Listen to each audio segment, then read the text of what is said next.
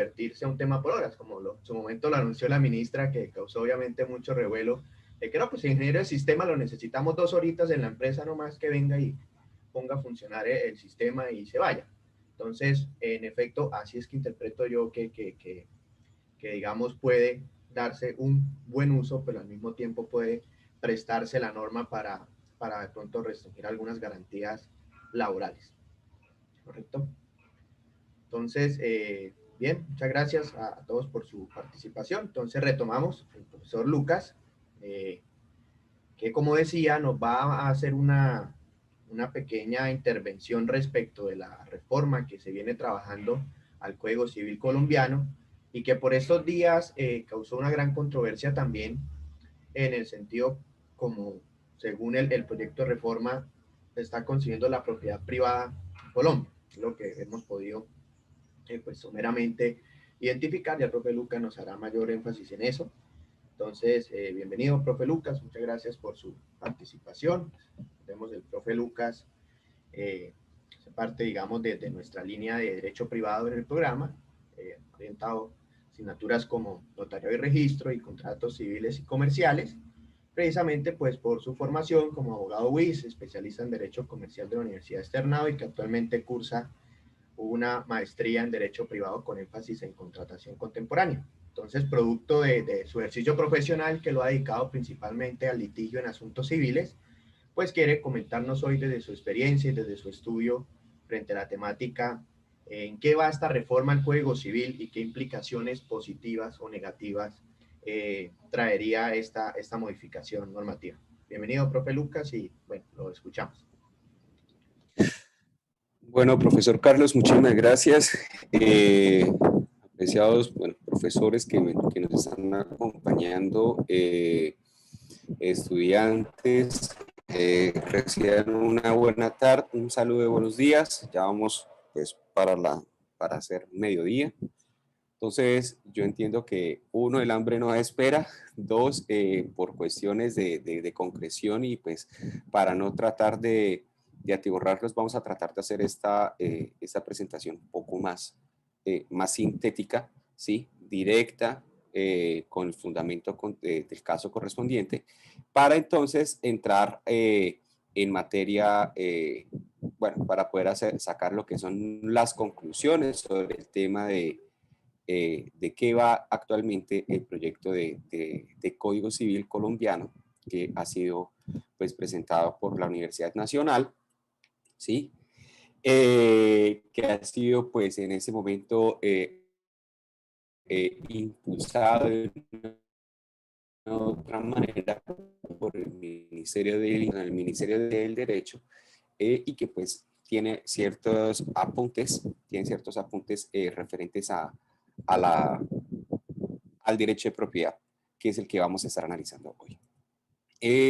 Dicho esto, entonces, lo primero que a nosotros nos corresponde decir, en primer lugar, es, bueno, en el actual contexto nacional se están adelantando muchas reformas que son las que conllevaron a que la población se aboque a la calle, ¿sí? A las calles a hacerse sentir. Es natural que el proyecto de una reforma tributaria que haya sido evidentemente nefasta, ¿sí? Que solamente a un determinado personaje cuyo nombre no voy a nombrar, solamente se le ocurra llegar y dictar la correspondiente disposiciones modificatorias en un escenario de pandemia, solamente a él se le ocurre, solamente, o sea, yo creo que una persona con sentido común no se le ocurre hacer eso, ¿listo? Y así sucesivamente han ocurrido con otras reformas.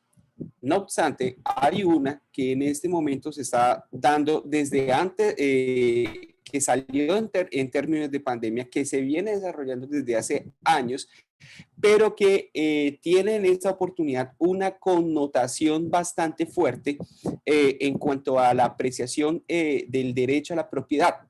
Y este código o este proyecto de reforma lo está adelantando el Ministerio el Ministerio de Justicia y del Derecho, con los trabajos que han adelantado la Universidad Nacional de Colombia,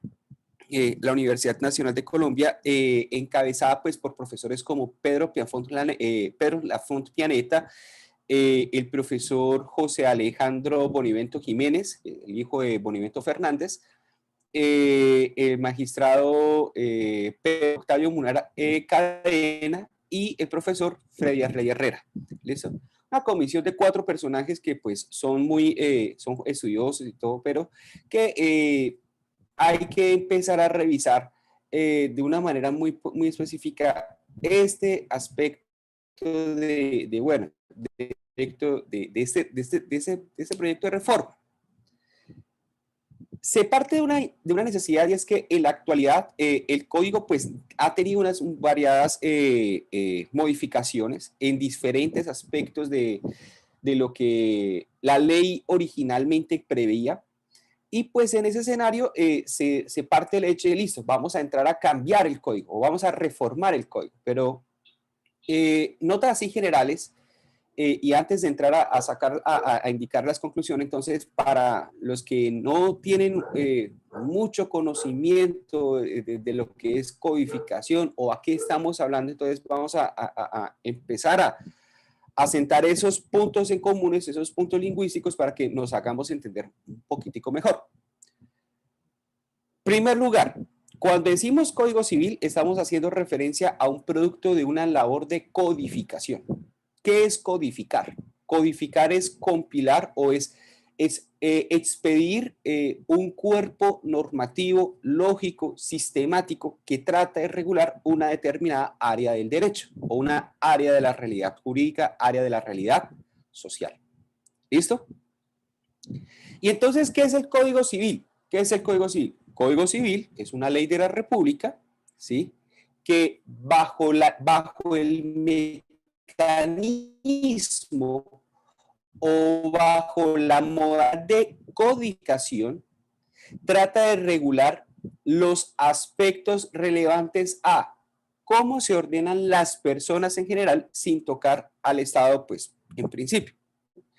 Segundo, cómo es que se regula todo lo concerniente a obligaciones y cómo es el tema de lo que es el régimen de obligaciones y el régimen de contratos, por lo menos, así como lo tenemos previsto en nuestro actual Código Civil, que es la Ley 57 de 1887, que pues ustedes dicen, wow, es muchísimo tiempo, sí, muchísimo tiempo, pero vamos que este código nos ha funcionado muy bien, de una u otra manera, ¿listo?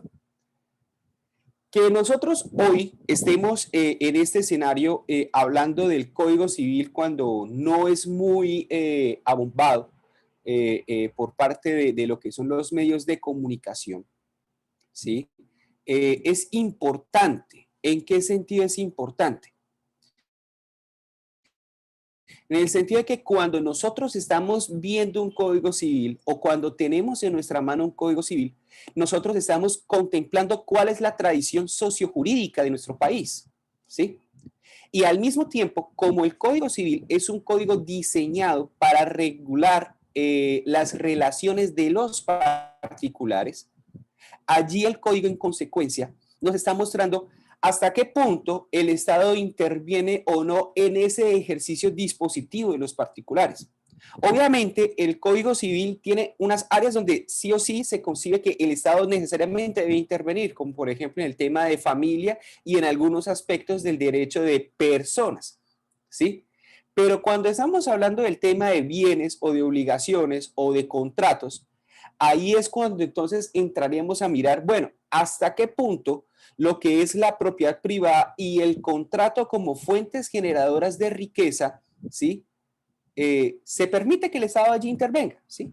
Y esto en el escenario de un principio que pues los que han sido estudiantes míos saben que yo soy muy insistente con esto, pero cómo no, si es que es uno de los pilares principales del derecho privado y es el principio de la autonomía privada. ¿Hasta qué punto entonces el Estado limita este principio de autonomía privada? Estamos ante un Estado liberal en los términos del liberalismo clásico, como en su momento lo representa el Código Civil de Andrés Bello, que es nuestro actual Código Civil, o si por el contrario implicaría en otros contextos, en otras latitudes del mundo, alguna limitación en perspectiva de ciertos entendimientos o ciertas maneras de ver la vida y la sociedad a nivel de ideologías políticas. Entonces, dicho esto, entonces tendremos necesariamente que empezar a enfocarnos puntualmente en el tema de la propiedad. ¿Listo? ¿Qué es la propiedad? La propiedad es un derecho. ¿Sí? Es un derecho real que se origina en el marco de una relación real, es decir, en la relación que tiene una determinada persona frente a un bien. Y todo el mundo debe respetarlo, todo el mundo. Así es simple. ¿Cómo lo prevé actualmente el Código Civil colombiano? ¿Sí? Ese es el artículo 669, se me olvidó la cita. ¿Sí? Y allí el código en la actualidad establece que es un derecho real en una cosa para usar, gozar y disponer de la cosa, no siendo contra la ley o contra derecho ajeno. Coloqué entre paréntesis esta arbitrariamente porque hay una providencia de la Corte Constitucional, ¿sí? que establece que pues esa parte es inexequible, porque yo no puedo llegar y propiciar con esa situación un abuso del derecho. Ese es el sentido que le da, que le da la Corte al actual entendimiento de la propiedad en los términos del Código Civil.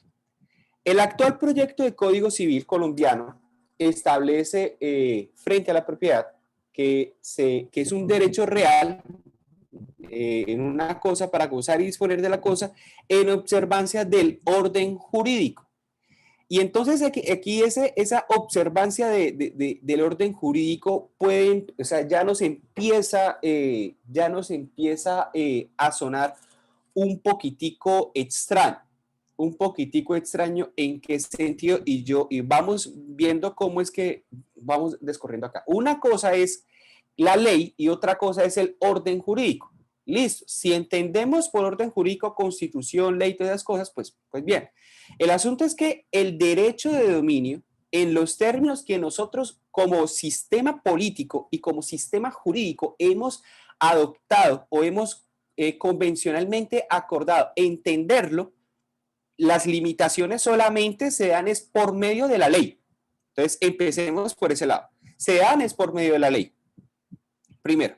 Segundo, cuando decimos orden jurídico, entonces la primera reflexión que tendríamos que empezar a decir, bueno, tenemos nosotros que empezar a ejercer esto en observancia de disposiciones administrativas, en observancia de otras cuestiones que no constituyen o que no tienen fuerza de ley. Una de esas limitaciones, ese apunte es importante justamente teniendo en consideración que la propiedad privada e incluso la propiedad pública se limita o se desarrolla exclusivamente por la ley. Entonces, tendría sentido, entonces eso es un llamado entonces a pensar, ¿habría posibilidad entonces de que un alcalde municipal le diga entonces, o empiece a establecer normas que le digan al profe Carlos, al profe Iván Reinel, a cada uno de nosotros, cómo es que tenemos que ejercer el derecho de propiedad? ¿Sí o no? Ustedes posiblemente me estén diciendo, profesor, lo que pasa es que aquí Colombia no es un país muy dado a tener propiedad. Dices, sí, es una cosa que pues, o sea, lastimosamente Colombia no es un país de propietarios, sino que es de tenedores, ¿sí? De meros tenedores. El punto es que cuando nos estamos hablando del derecho de propiedad, estamos hablando de esos intangibles liberales, ¿sí? Esos intangibles liberales que incluso sea dentro de la óptica de un Estado de Derecho o de un Estado social de derecho, se deben garantizar. ¿Sí? ¿Por qué? Porque ese derecho a la propiedad significa que todos nosotros tenemos un derecho al patrimonio, y ese derecho al patrimonio significa nosotros podemos hacer lo que con nuestro patrimonio queramos. Lo podemos gastar ahí sí, como lo dice Diomedes, lo podemos gastar, como dice Diomedes, en mujeres, bebida y bailando, o lo podemos gastar de una manera muy razonable, ¿sí? El punto es, ¿cuáles son esas esas limitaciones? ¿Dónde deben estar esas limitaciones? Convencionalmente lo hemos entendido en la ley. Ahora, cuando decimos orden público, ¿no sería esto dar posibilidad alguna a que haya algún decreto reglamentario que vaya en contra o que usurpando las funciones del legislador por medio de la ley, entonces pues se empiecen a menoscabar esos parámetros de, bueno, ¿cómo es que vamos a entender la propiedad? Esa es la primera reflexión. La segunda, y que es quizá consecuencia de lo otro, ¿sí? Quizá consecuencia de lo otro es lo que se establece, bueno, ese artículo del Código Civil colombiano, el proyecto de la Nacional, que aquí yo estoy transcribiendo, es el artículo 269 del proyecto. El artículo 270 y 271 muestran unas cosas bastante curiosas y que entonces y que es aquí donde empezamos a tener problemas incluso con nuestra misma tradición jurídica o más allá de la tradición jurídica, porque el problema es que aquí este proyecto ha sido discutido en la academia y cuando la academia se disocia de la sociedad, entonces ahí vienen los problemas, ¿sí? Y entonces yo creo que estos ejercicios sí tenemos que hacerlo hablándole en el lenguaje castellano, sencillo, directo para cada uno de nosotros y de esa manera pues generamos ciudadanía, ¿listo? Este proyecto en el artículo 270 dice lo siguiente: toda propiedad de bienes privados que no afecte el derecho superior de terceros o al interés público será respetada por otros. También serán protegidas conforme a la ley por las autoridades policivas, administrativas y judiciales competentes. Pregunta para cada uno de ustedes: ¿qué entendemos nosotros por derecho superior de terceros o al interés público? ¿Listo? Primero, si vamos a entrar en esa consideración de que no afecte el derecho superior de terceros, ¿eso qué quiere decir? ¿Eso qué nos estará queriendo decir? La verdad es que es un término ininteligible por lo siguiente. En Colombia, con la concepción actual del Estado Social de Derecho e incluso con la concepción clásica del Estado social, del Estado de Derecho, todos somos iguales ante la ley. Y que seamos todos iguales ante la ley, eso significa que nadie tiene un derecho superior sobre el otro. Pero en la práctica, pues entonces nosotros vemos que hay mejores derechos que el juez entra a proteger, ¿sí? Pero eso es algo totalmente diferente a decir que hay un derecho superior de terceros. ¿Cómo así entonces, por ejemplo, que el profesor Julián, ¿sí? Me venga a decir, o que el profesor Iván vaya a tener un mejor derecho que el mío si es que él es igual que yo ante la ley, en primer lugar? Segundo, ¿quién me determina que es un derecho superior de terceros? ¿O quién me determina que es el interés público? ¿Y quién me determina, ¿sí? ¿Quién me determina, ¿sí? Que no se afecten esas circunstancias o ese intangible o esa colectividad social? ¿El juez? Bueno, digamos que sí. Pero por la concepción del derecho de propiedad, también habría posibilidad alguna a que sea esta autoridad administrativa quien me diga, usted está afectando, ¿sí? Usted está afectando ese derecho superior de terceros o está afectando ese interés público. Y esto va al raye con estos conceptos incluso del Estado de Derecho, en el sentido de que quien protege el interés público lo es el juez de la República, ¿sí? Lo es el juez de la República en el sentido de que la propiedad constituye uno de los valores fundamentales para ese momento de la Revolución Francesa y también para el actual momento. ¿Listo? Entonces, es el juez el que entra a determinar si se afecta ese interés público o no. ¿Sí? Pero ¿cuál es la base del juez? Nuevamente lo decimos, la ley. ¿Listo? Entonces, esta circunstancia es una caja de Pandora, como ustedes lo están viendo. Es una caja de Pandora donde donde se podría perfectamente decir, no, que cualquier persona está legitimada para poder llegar y entonces ejercer acciones abusivas, ¿sí? Para poder legitimar situaciones o para poder, sí, para poder legitimar situaciones que irían en contra de esos intangibles que pues son, que tienen en el caso del derecho colombiano, que son acordadas por consenso y que pues tienen o deben tener un desarrollo en la ley. ¿Sí? Siguiente artículo que es más problemático aún. Dice, el propietario de bienes inmuebles que abandona su conservación, explotación y ejercicio puede ser requerido por la autoridad competente para que los explote en forma adecuada mediante el procedimiento de ley. Listo. Dice, de entre las medidas puede imponerse su administración y explotación directa o indirecta con compensación equitativa de acuerdo a su rendimiento. Primera observación. ¿Quién me determina? ¿Sí? ¿Quién me determina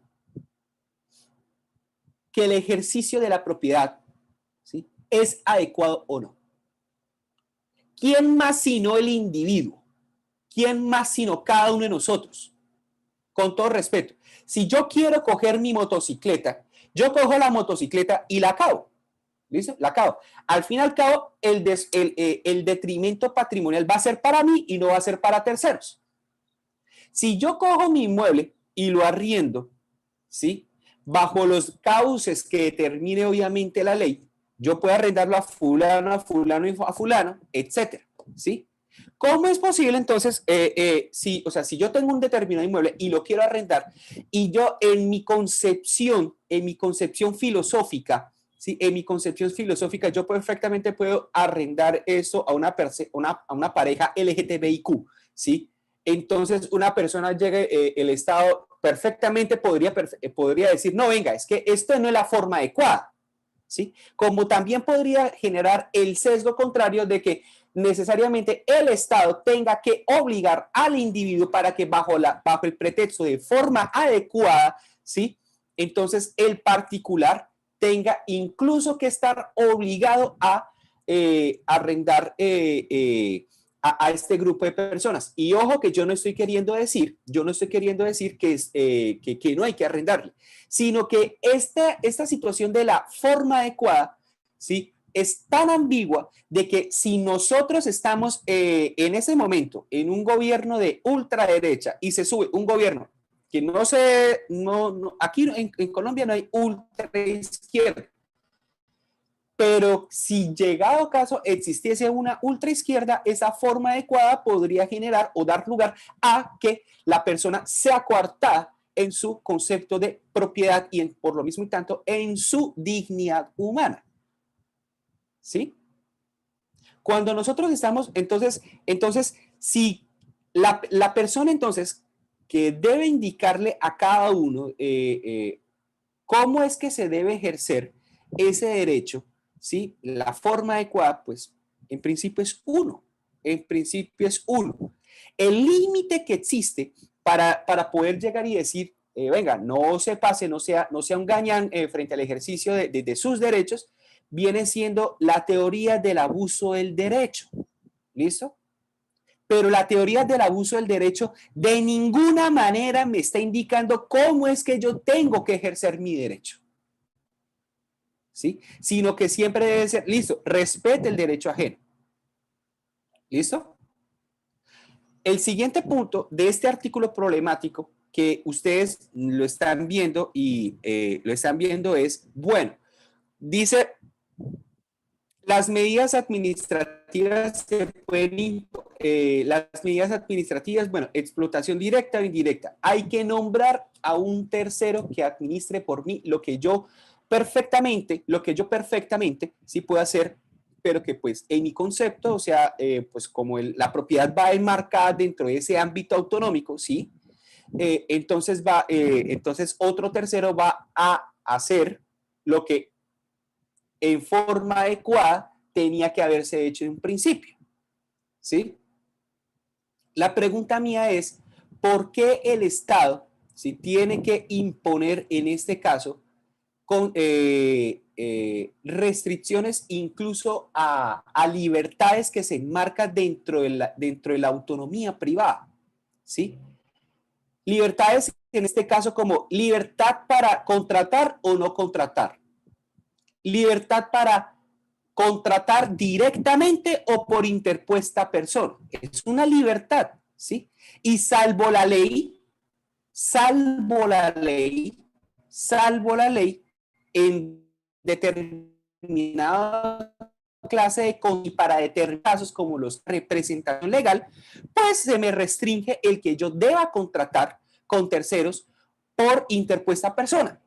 La pregunta es, desarrolla el código, ¿sí? Desarrolla el código, ¿en qué consiste esa administración o esa explotación por interpuesta persona? La respuesta es no.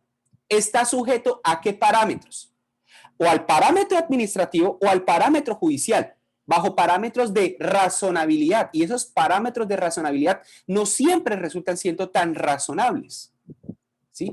Y más, volvemos a este punto, en el cuando el consenso, el acuerdo en cómo vamos a entender la propiedad, ¿sí?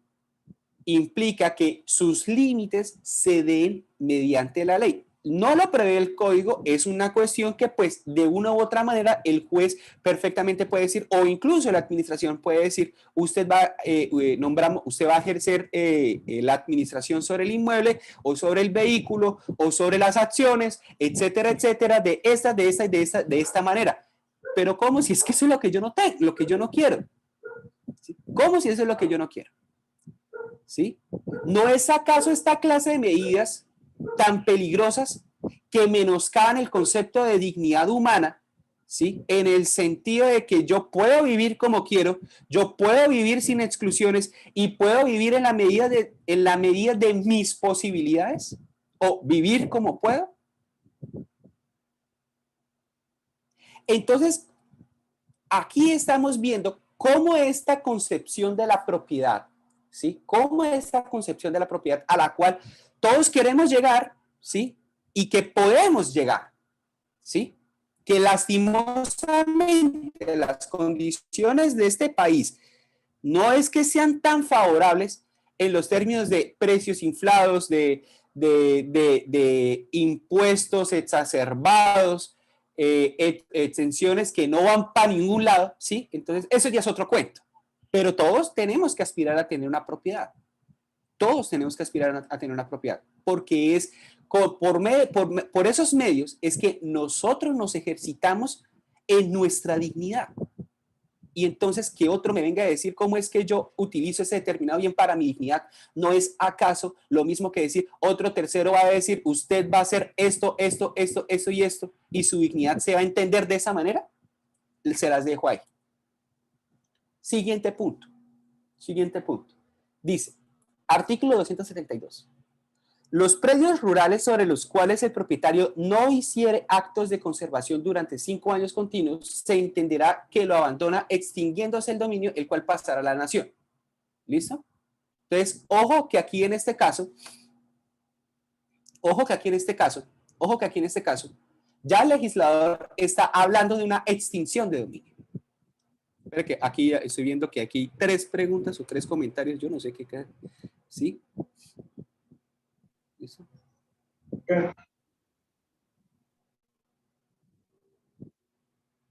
Dice, bueno, aquí dice, no se pueden valer, bueno, profe, Julián, si quiere puede hablar, si quiere puede activar el micrófono para que podamos hablar, ¿listo?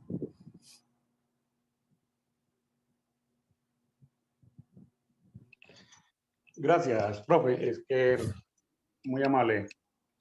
Me parece gravísimo todo lo que usted nos está indicando, porque en virtud de esas circunstancias que usted manifiesta, es realmente se puede ver que se está utilizando el derecho y la aplicación de la ley como un mecanismo en el cual le están dando un total y absoluto dominio a una autoridad administrativa para que entre a considerar las facultades y para que entre a considerar los aspectos de la propiedad privada. Eso es tremendamente, tremendamente delicado.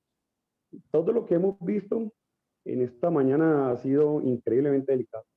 Pero sobre este punto, créame que quedé perplejo, quedé frío sobre los alcances de este proyecto. Realmente me parece que es inapropiado y que está llevando, ya en este comentario que voy a hacer a continuación, me disculpan ustedes si tiene un sesgo como de análisis sociopolítico, pero me parece absolutamente grave porque sí nos están llevando a una especie de estado totalitario, donde el Estado, donde el gobernante de turno tiene casi que la disposición de la propiedad privada. Eso deja mucho entredicho la capacidad que tienen nuestros gobernantes actuales en desarrollar unas políticas sociales. Por el contrario, lo que está creando es un caos y está creando una descomposición de los elementos sociales y de los derechos civiles de las personas. Entonces me encuentro, realmente no sé ni cómo expresar lo que estoy percibiendo desde este estudio tan profundo y tan juicioso que hace usted, profe. Creo que esta situación tiene como objeto, es una materialización de un Estado totalitario. En palabras más simples, como usted le dijo, hablemos claro. En palabras más simples, es la manifestación de un Estado totalitario, de una dictadura, a partir de los elementos de legitimidad del Estado, como es la ley. Listo. Muchas gracias. No, tranquilo, profe. Usted sabe que aquí la academia, lo bonito es que podamos discutir todos, ¿sí? Pero cuánto más bonito es que estos términos que se quedan en la academia los compartamos no solo con los estudiantes, sino con la calle, con la persona de a pie, ¿sí? Eso es lo que... Porque Perdón. Cuente. Eso es lo que en este tipo de ejercicios que aprovecho la oportunidad para agradecerle al profe Carlos, este tipo de ejercicio realmente construye país. Este tipo de ejercicios construye patria, construye nación, construye tejido social, tejido humano. Miren, nuestros estudiantes, yo creo que hoy se llevaron una cátedra increíble de un análisis sociopolítico, de un análisis jurídico y de un análisis de las personas frente a lo que vemos y frente a lo que hacemos nosotros como universidad.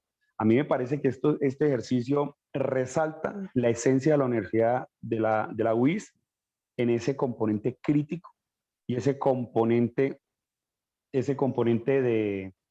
de análisis de la realidad social y política del país. Creo que la universidad, como siempre, destaca en ese pensamiento de aporte real a todas las personas. Muchas gracias, profesor. No, profe, gracias a usted por su intervención.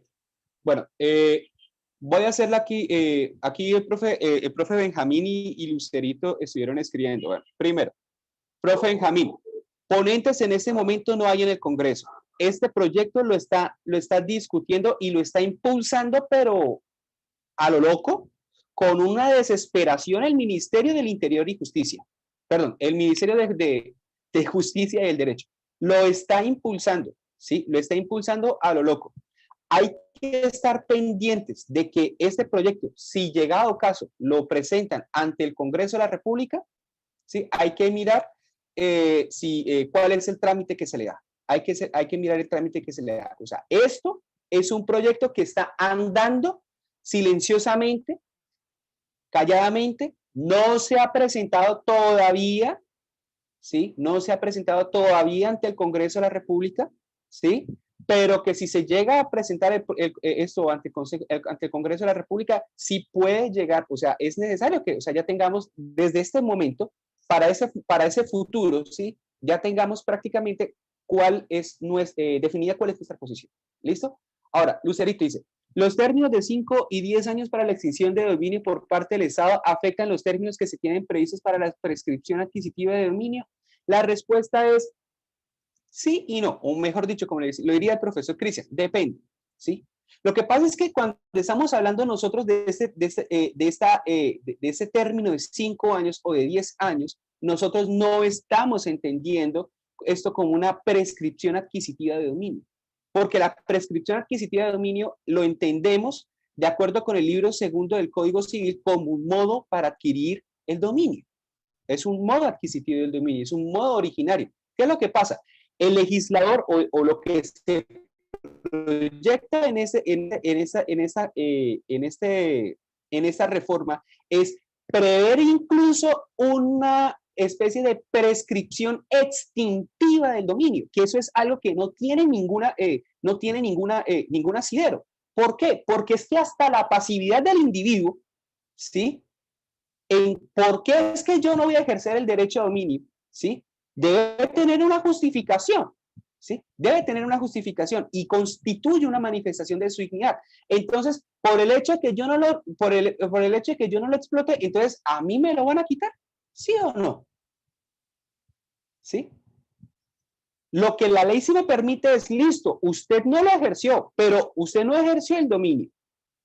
Pero otra persona sobre lo que es su dominio sí ejerció los actos de dominio. Reconozcámosle a esa persona el correspondiente derecho a dominio. Listo. Pero aquí el punto es, si ni aún existiendo un tercero, que ejerce, que tenga ánimo de señor y dueño sobre ese determinado bien que es mío, aún así, ¿me lo van a quitar, sí o no? O sea, yo se las dejo a ustedes. Hijo, escucha, yo veo que aquí hay 3 personas o 3 comentarios. Ah, bueno, profe, dice, profe, ¿nos puede hacer de compartir los estudios y la proyección del articulado que están tratando de reformar? Y todo un hacer gravísimo. Listo, profe. Yo por intermedio del profesor Carlos, yo les voy a compartir el proyecto que actualmente se está discutiendo. Es el proyecto de Código Civil, es un PDF que tiene 2069 artículos más o menos. Sí, está igualmente disponible en la página de la Universidad Nacional, pero que con gusto por intermedio del profesor Carlos, yo se los voy a hacer compartir. ¿Listo? Entonces, no es lo que yo aquí estoy diciéndoles, señores, aquí hay una alta injerencia por parte del Estado.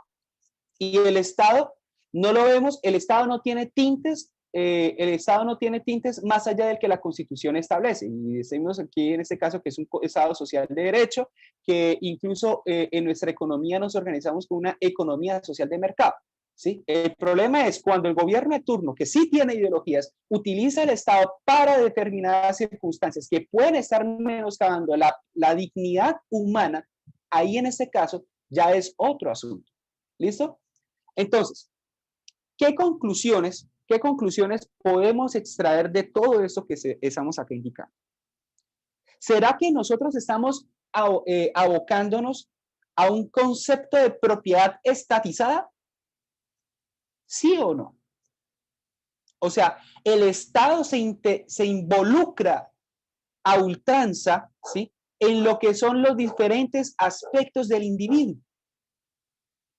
En cómo es que usted tiene que, o sea, vamos a caer en el ridículo, en lo que yo puedo estar diciendo, pero nada raro sería que el Estado tenga que incluso estar llegando al extremo de decir, bueno, ¿usted cómo va a regar las plantitas que tiene sembradas allá en su huerta? Porque el concepto de estatización implica anular por completo al individuo.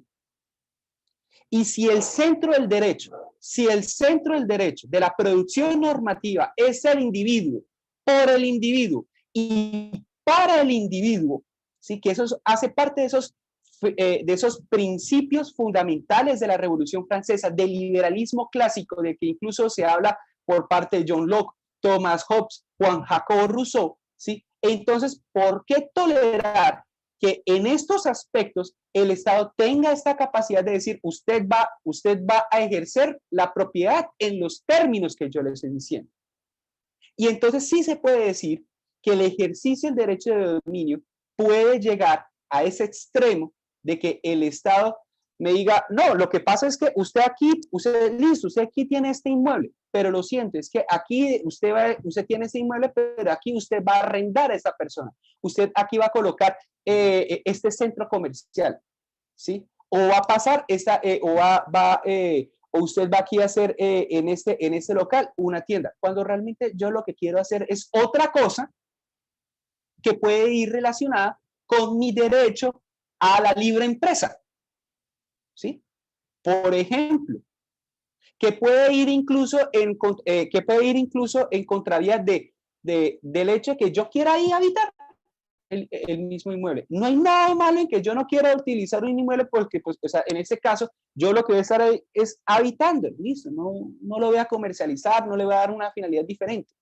Pero entonces, ¿cómo así que entonces el Estado entra en esas vicisitudes? ¿Sí? Entra en esas vicisitudes de decirme, su inmueble va a ser utilizado para esto o para esta cosa. Listo. Ya nosotros tenemos el tema de POT, pero el tema del POT es para el ordenamiento territorial, pero no el POT no sirve de ninguna manera, ¿sí? Como justificación o como argumento para limitar el derecho de dominio en los términos que el Estado mismo quiere. ¿Listo? Esta tercera afirmación que ustedes por último están viendo es esta prolijación de conceptos del derecho chino. Ustedes dirán, venga, aquí qué es lo que está pasando. El profesor aquí posiblemente se estará volviendo loco. Dice, no, aquí el tema no es de locos. ¿Sí? No es de locos, ¿por qué? Porque es que cuando nosotros estamos hablando de esa propiedad estatizada, ¿sí? De esa propiedad estatizada, o como nosotros anteriormente lo estamos viendo, lo que hace ese proyecto de código es retomar conceptos que sí están presentes en la legislación china. Sí están presentes allá en la legislación china. A tal punto de que, pues, si nosotros vamos a entender un poco, si vamos a hablar de derecho chino, entonces aquí hay que hacer esa aclaración. En primer lugar, hasta hace poco, los chinos conocen el concepto de principio de legalidad, ¿sí? Y por esa razón es que ellos condensan en reciente un código civil con unas determinadas influencias ideológicas. Segundo, allá, tanto en el Código Civil que hoy por hoy está vigente, como en la ley anterior, ¿sí? Que constituían como esa especie de principios generales de derecho civil, que pues, o sea, era un decreto realmente, si se puede decir.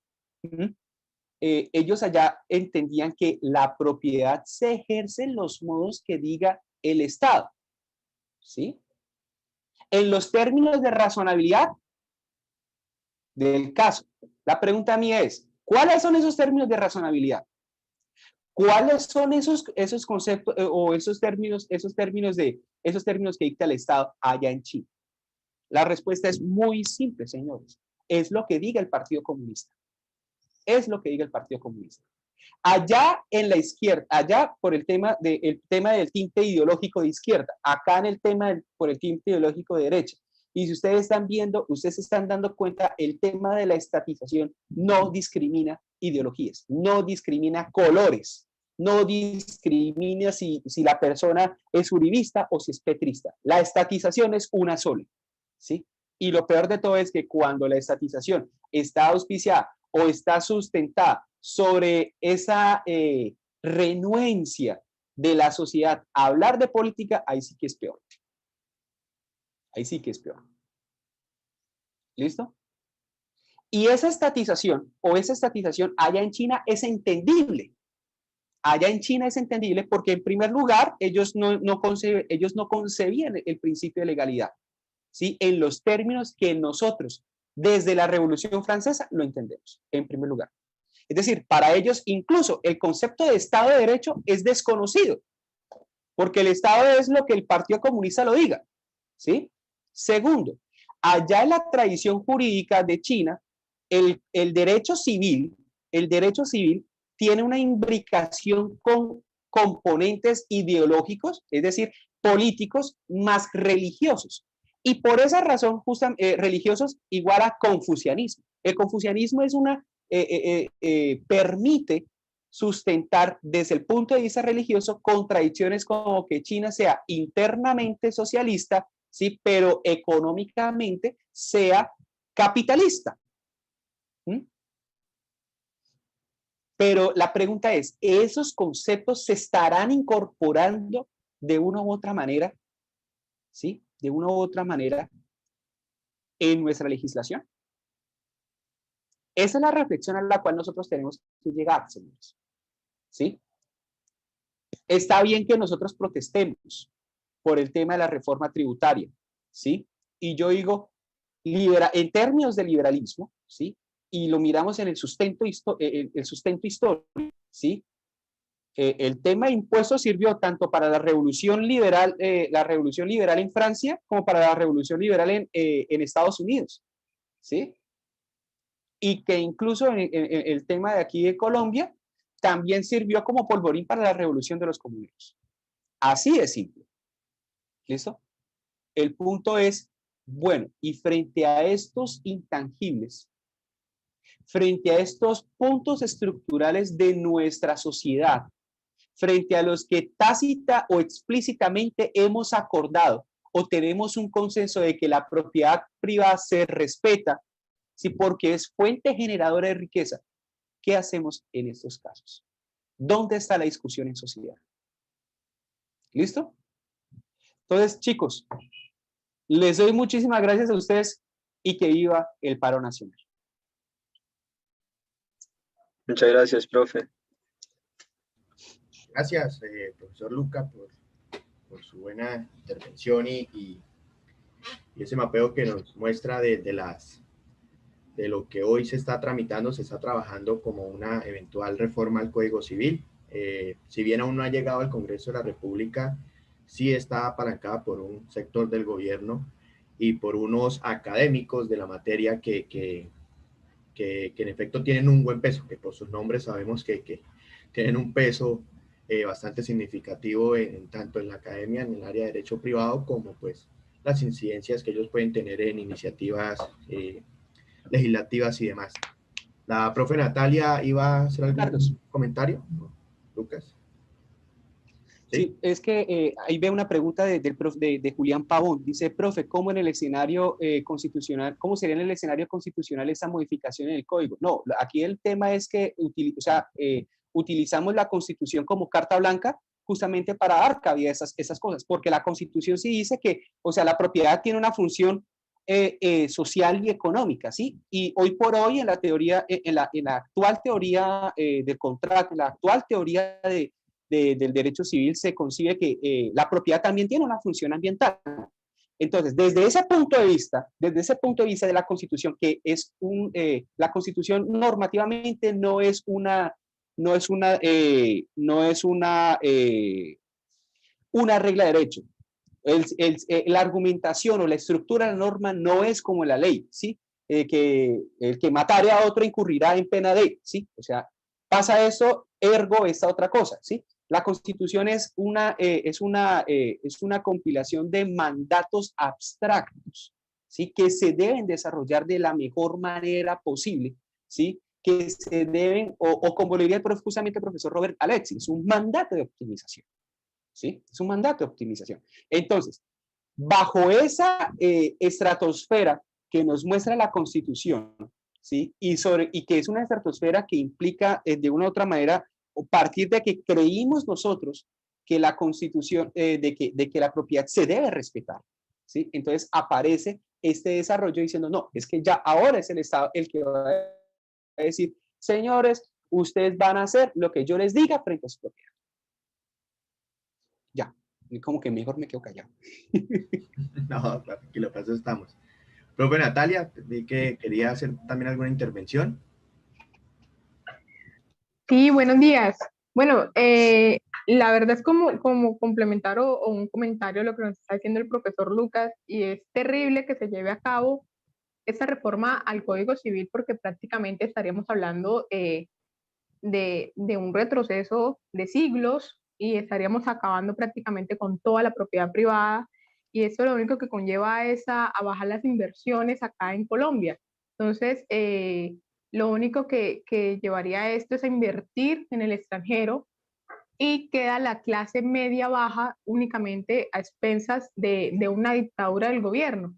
Entonces, la verdad es garrafal que nosotros permitamos, la verdad, que se lleve a cabo una reforma al Código Civil. La verdad me parece terriblemente que nosotros nos quedemos callados prácticamente, que protestemos por todo, sino protestemos por una reforma que es muy agresiva para el Código Civil, que prácticamente es como la norma de normas acá en el derecho privado, ¿no? Los que nos enfocamos por esa área. Muy parecido conmigo. Total, y no es solamente, no es solamente la reflexión en el tema de la propiedad. ¿Sí? La propiedad privada o el derecho de dominio, pues como pilar fundamental de todo esto liberal, pues de una u otra manera capitalista, ¿sí? También el punto de reflexión y que pues no es este el espacio porque por tiempo no da, ¿sí? Y que pues sí se da en todo caso en un escenario un poco más técnico, ¿sí? Es ver cómo también hay esa relativización en ese mismo sentido de la concepción de contrato, de la concepción de negocio jurídico, ¿sí? Porque lo que vemos, o sea, entendamos que, listo, la propiedad privada es algo a lo cual nosotros queremos llegar. ¿Cómo llegamos a la propiedad privada? Por medio del contrato, ¿sí? Por medio del contrato, por medio del negocio jurídico, porque es la manifestación de mi interés jurídicamente relevante, ¿sí? Disponiendo de mi patrimonio, ¿sí? Quiero o vendo, me despojo o adquiero, listo. El punto es cómo nosotros entramos a mirar esas circunstancias allá en materia de contratos. Allí en contratos también se ve la incorporación del término de razonabilidad. Y el término de razonabilidad allá en China se entiende sobre la base del ISO. El juez mira lo que dice el Partido Comunista. Acá el juez, ¿cuál es el fundamento que tiene? Si ni siquiera el juez tiene un insumo, ¿sí? Para decir esto es razonable o no es razonable. ¿Mm? Entonces hay que tener mucho cuidado. Y esa, bueno, hago la aclaración, esas circunstancias darían realmente lugar para que hablemos y hablemos y hablemos, pero por tiempo y porque ya son las 12:10, pues o sea, no podemos estar, seguir hablando. ¿Listo? Sí, señor, llegar a una especie de comunismo, de una u otra manera. ¿Listo? Profe. Bueno, a todos ustedes, de verdad, muchísimas gracias y les dejo esa reflexión. Muchas gracias, profe Lucas. Si hay algún otro comentario o pregunta final.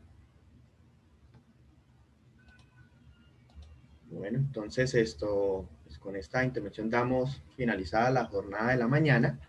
Fue pues bastante productiva e interesante los temas que pudimos discutir.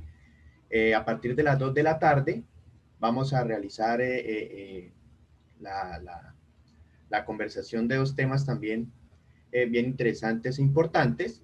Estén pendientes en los WhatsApps porque vamos a cambiar de sala, no vamos a usar esta misma las 2, sino otra. Entonces les envío el enlace de la nueva sala que trabajaremos en la tarde. En la jornada de la tarde, a partir de las 2, les agradezco la puntualidad para poder agotar los temas en el tiempo.